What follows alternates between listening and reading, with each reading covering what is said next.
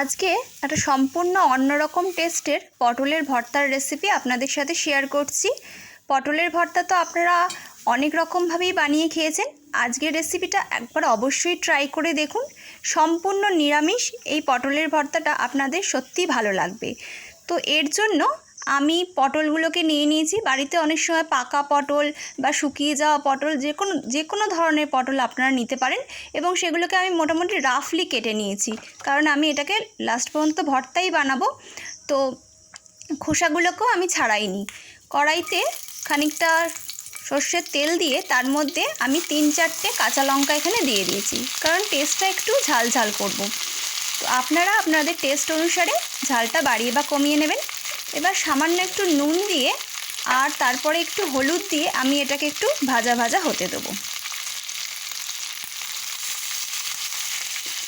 তো আমি এটাকে খানিকক্ষণ ঢেকে দিলাম, কেন পটল থেকে একটু জলও বেরোবে, এবং পটলটা মোটামুটি হাফ ডান এখানে কিন্তু হয়ে গেছে, পুরো ভাজার এখানে কোনো দরকার নেই।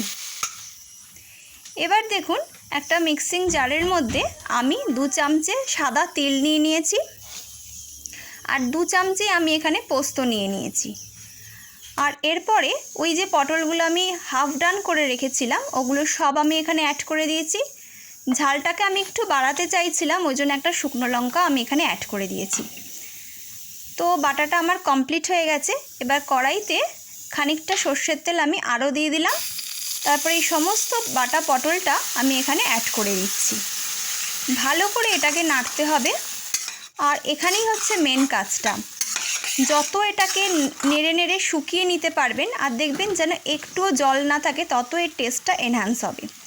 পরিমাণ মতো আমি কথা বলতে বলতে এখানে চিনিও অ্যাড করে দিয়েছি সামান্য। পটলের ভর্তাটা সম্পূর্ণ রেডি। গরম ভাতের সাথে এটাকে পরিবেশন করুন। Thank you.